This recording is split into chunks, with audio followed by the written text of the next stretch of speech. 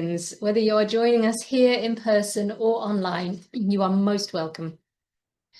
You all know me. If you don't know me online, my name is Diana, and thank you for inviting me back here today. Jane has kindly agreed to light our chalice with some words. This is a poem by Rumi. Thank you, Jane. You were born with potential by Rumi. You were born with potential. You were born with goodness and trust. You were born with ideals and dreams. You were born with greatness. You were born with wings. You were not meant for crawling, so don't. You have wings. Learn to use them and fly. Right. There we go.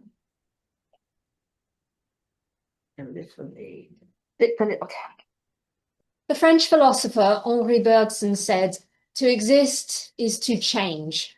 To change is to mature. To mature is to go on creating oneself endlessly."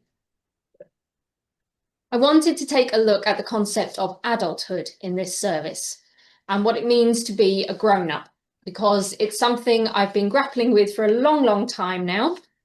I have relied heavily on other people's words and works to pull this together. So if you do want my sources, let me know. I've got the 2 books that you've already looked at, 2 books, websites, just let me know. When I started writing this service, I failed to correctly spell the word grown. Does this preclude me from the club of adulthood? I would say and hope no. So I read about and asked quite a few people for this, whether they feel like an adult.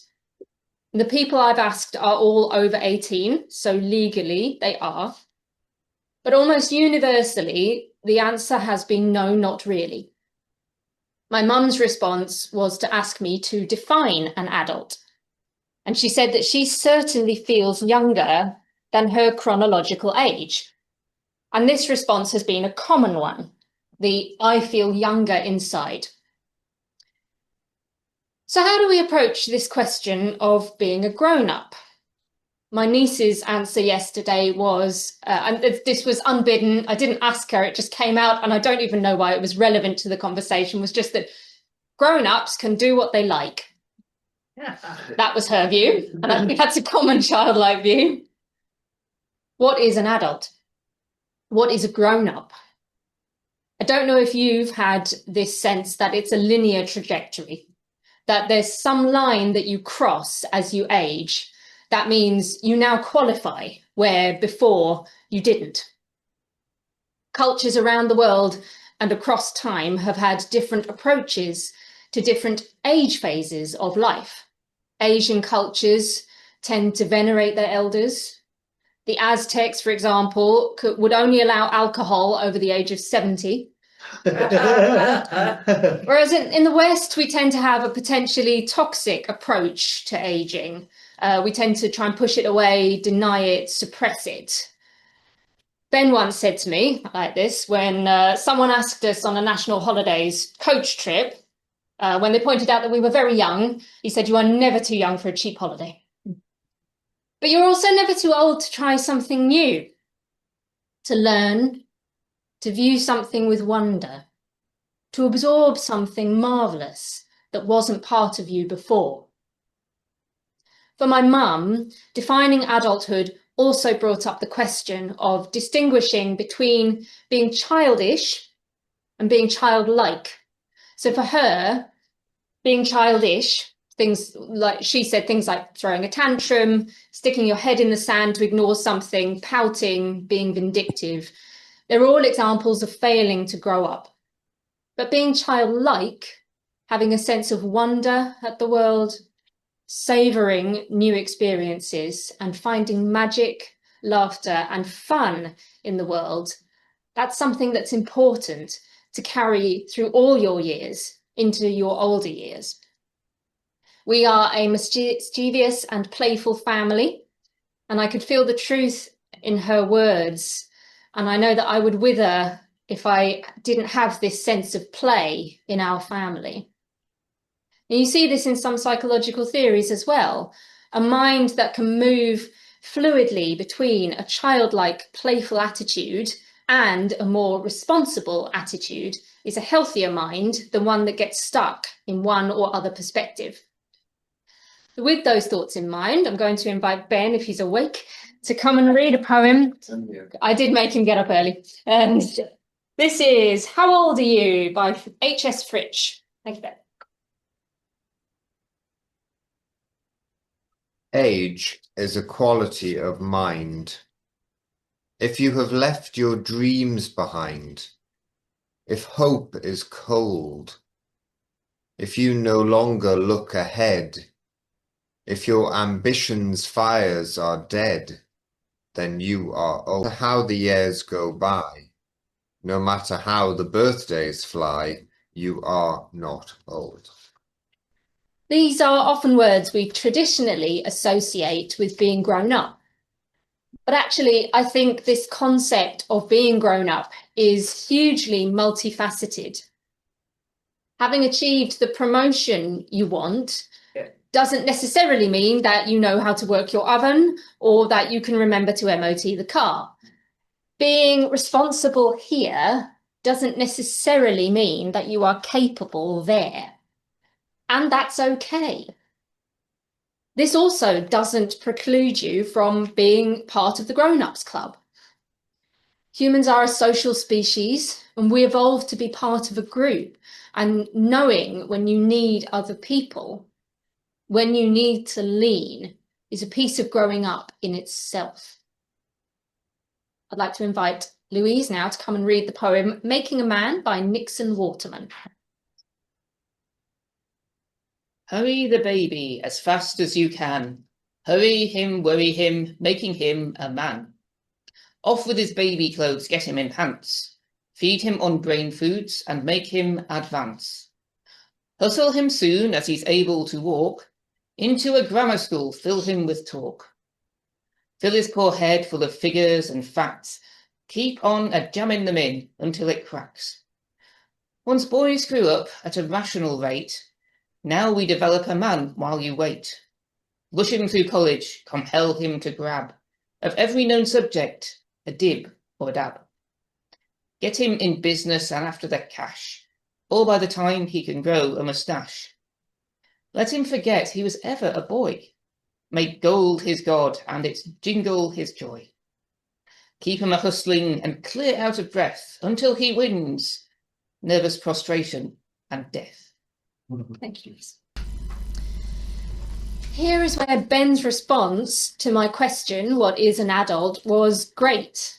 An adult is someone over the age of 18, because you can succeed or fail at any age. Controversial. I'll explain. So for you, Ben, the question of how happy you are at any age was more important than whether you fitted some impossible to pin down definition of an adult. So in the end, I think I've largely come to agree with this definition. Someone over the age of 18 is how you would define an adult. But what those adult years look like have far less of a definition and are far more individual to each of us. Although therapists and psychologists have tried to label adult stages of growth and development, they're frequently restrictive, and they don't actually reflect the experiences that we each have. Really, our experiences are complicated and messy.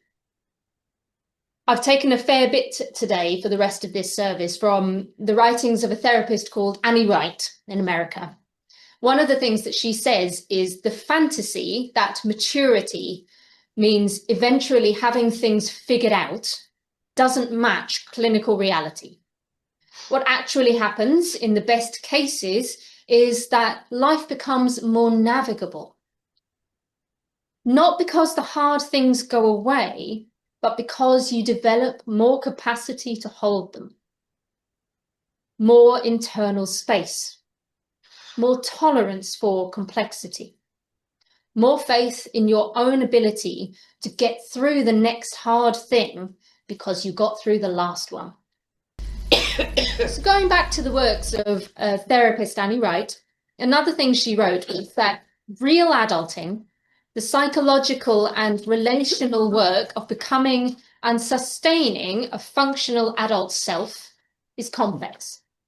It involves constructing an identity outside the roles assigned to you in childhood, navigating grief for paths not taken, maintaining intimate relationships through inevitable disappointment, and finding meaning in a culture that defines success almost entirely through external achievement. I've struggled a great deal from my teenage years, and maybe even younger, with this idea of a linear trajectory. The idea that we should form a clue, an idea of what we want to do with our lives in our teens, a really solid idea, then study for it and train for it, get a job in that field, a proper career in which we progress, and then stay there until we retire. It's a very mid-20th century attitude, and radical changes in our society mean that this script is no longer useful. But losing that guideline, that sort of milestone adulthood map, if you like, leaves a bit of a vacuum in its wake, a blankness that we have to work out how to fill. That map, it might be one that you here have used in your life. It may have guided you in your life. But the 21st century and aging itself brings new challenges. We do still cling to these milestones: getting married, buying a house, having children, getting promoted. Probably because they're neat, concrete, and very photogenic. I've had a strong sense for many years that everybody else has their lives together, that they're fitting the script, that they're reaching the goalposts, and they're adulting better than me. Adulthood for me has also involved a sense of mastery of something. So what I've been doing, this drifting about, this flailing about, as one author put it, that's not adult behaviour. Adulthood is when you can spin all the plates without letting one fall, and you can juggle all the balls without letting one drop, and when you can handle everything that life throws at you, knowing what to do and what you want. But looking at this now, from the explorations I've made, this seems wildly unfair to myself and to everybody else. It's actually quite sad and a little bit dangerous to think of a line, because if you do ever reach one, then you stop growing and you stop learning. These words from a cultural anthropologist called Mary Catherine Bateson are ones I like. The more comfortable we are with uncertainty in ourselves, the more resilient we will be. The capacity to sit with not knowing, to tolerate ambiguity and complexity is central to adult maturity. And so another piece of this puzzle that I've already mentioned is the idea of increased capacity. Capacity for discomfort, for challenge, for responsibility, for facing difficulty and loss, for uncertainty, for paradox and complexity, for the grey areas. I love this book I brought with me. If anyone wants to have a look at it before we go, it's a book by journalist Moya Sana called When I Grow Up. And she grappled with exactly the same issues I am. So she went out and interviewed lots of people to try and get an answer. And one of the people she spoke to, a 73-year-old, in answer to the question, are you a grown-up? Got the answer, absolutely not.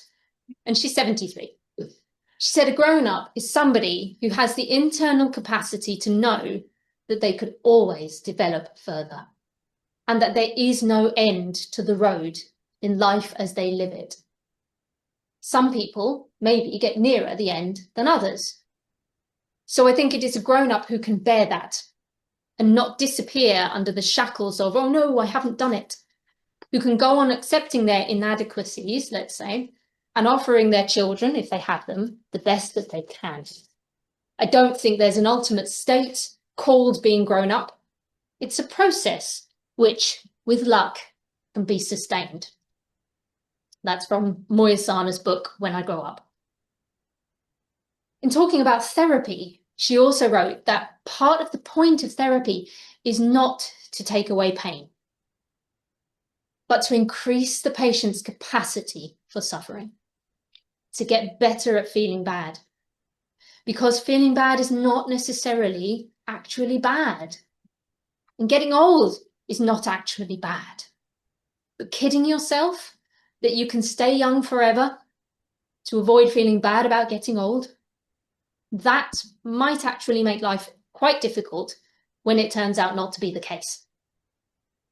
When we are unable to face up to the truth, the painful truth of our situation, we deny ourselves the chance to mourn and to develop. Although feeling pain hurts, it facilitates growth. When we avoid it, we shrink away from growing up. Moyasana again. So life hurts. She's absolutely right there. Life does hurt. And she says that those self-help books that say you can be younger tomorrow, and the anti-wrinkle cream ads that demonize any signs of aging, they seem to suggest that you can grow older without growing up, or that you can grow older without loss. And she feels like that is endorsing this idea of growing older without growing up, because they're not the same thing. Annie Wright, the therapist I mentioned before, another wonderful thing she has to say about grief is that grief is a permanent feature of adult life and not an interruption. Adulthood involves recurring loss of people, of roles, of time, of futures that didn't materialize, and the expectation that grief is a temporary state you pass through and then return to normal is a cultural fiction. Adults who do adult life fully are adults who grieve, and learning to carry grief while remaining functional is one of the central, unacknowledged tasks of maturity. I love what she has to say. She's got some really great insights into being an adult, great insights into living life in general. So I want to come to this idea of becoming a grown-up, and part of it being acceptance. Acceptance of aging and mortality, acceptance of losses, mourning people, mourning paths not taken, careers not worked, places not lived in, places not seen, choices not made, choices that were made, and the consequences. Mourning the body that you once had. Mourning what Annie Wright calls the unlived life. And then coming to acceptance of yourself. Acceptance of who you are now, but also accepting that maybe you don't know yourself all that well yet at any age, but being willing to find out. The Buddha taught that life is pain and that suffering is inevitable. Passing through time inevitably involves losses, but you do not have to double the suffering by fighting it, denying it, pushing it away. Some circumstances you have to face. I think acceptance of ourselves also means growing past the need to compare ourselves to others, comparing our lives with others' lives, particularly if we hold up this fictional milestone map at the same time. That's a recipe for misery. If you can grow beyond that, see you as you, with all the mistakes and successes and experiences that are unique to you and your life, you may be a step closer to being a grown-up. Make peace with yourself. Acceptance is not resignation. It's a brave acknowledgement of a truth, and it can be a platform for growth, where resignation is a misery and denial is foolish and childish. Make peace with yourself.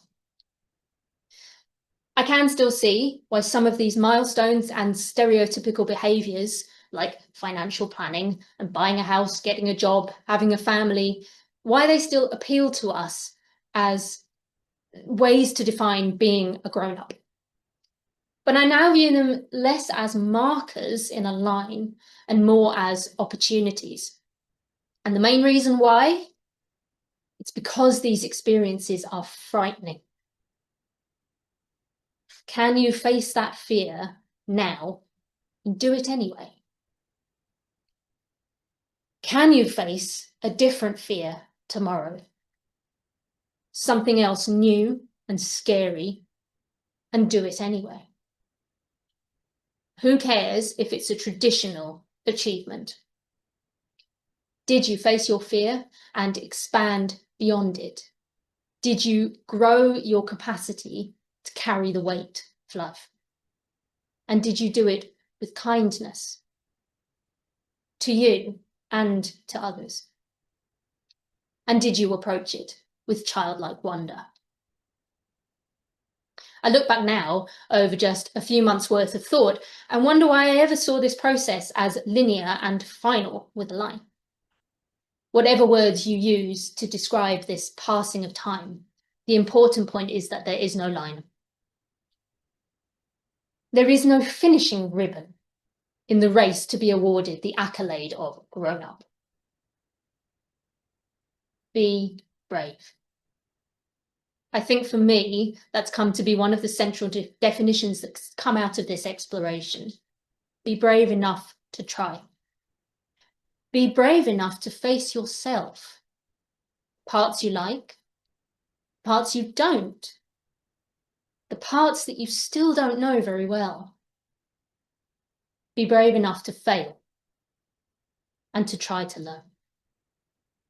And be kind to yourself when you fall, when you grieve, and when you are not brave. I'm going to finish this address with some wonderful words from another book, Daisy Buchanan, another journalist. If you can light a scented candle without burning your house down, you are a successful adult.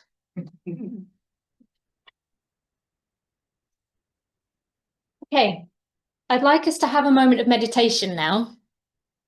Let's just see the time. So we'll have a little bit of time to sit, to think, to reflect on what I've said, but to reflect on ourselves a bit. And I'll follow it with some music and a poem. I chose a song called 7 Years, which is an exploration of childhood and growing up, but it's just a version by piano. But we'll start with a little bit of reflection and meditation. So sit comfortably. Close your eyes if you choose, or just focus gently on a point ahead of you. This will be a chance to feel kindness towards yourself. So I want you first to picture the child in you.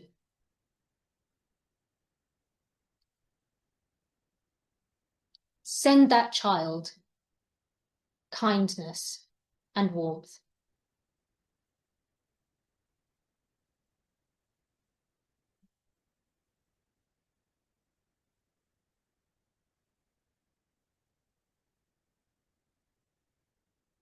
Picture an older you, a teenage you.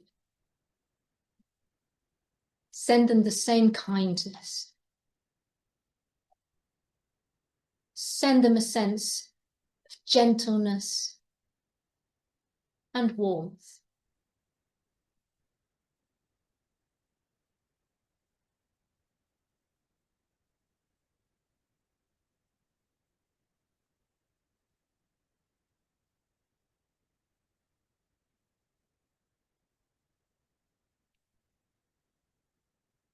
Now see a version of yourself as, dare I say it, adult. Send them kindness. Send them love.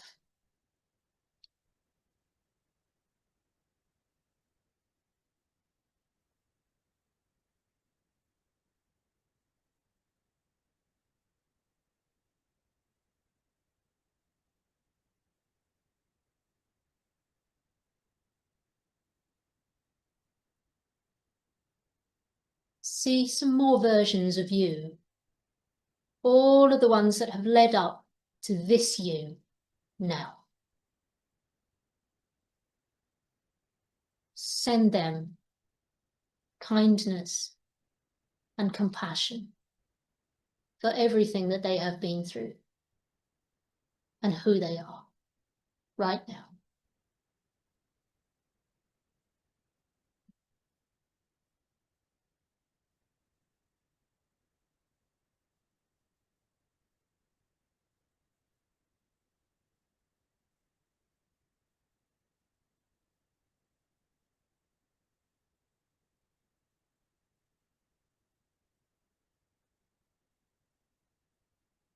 And now imagine a future you. They deserve the same kindness and compassion.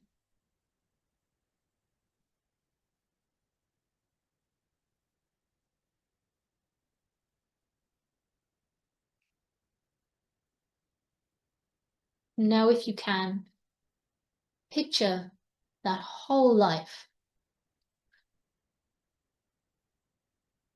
Send every version of yourself kindness and compassion. Feel that warmth in you and that sense of love.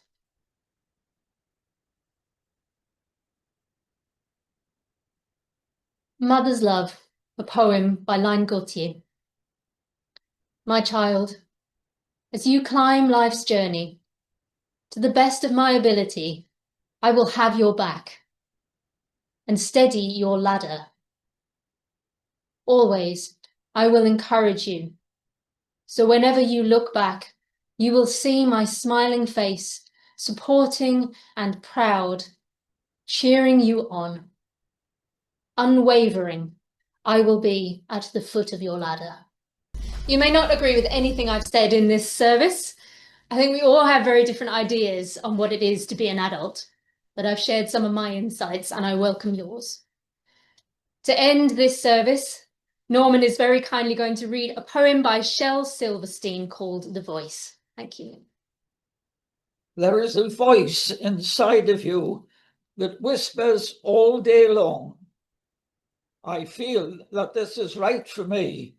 I know that this is wrong. No teacher, preacher, parent, friend, or wise man can decide what's right for you. Just listen to the voice that speaks inside.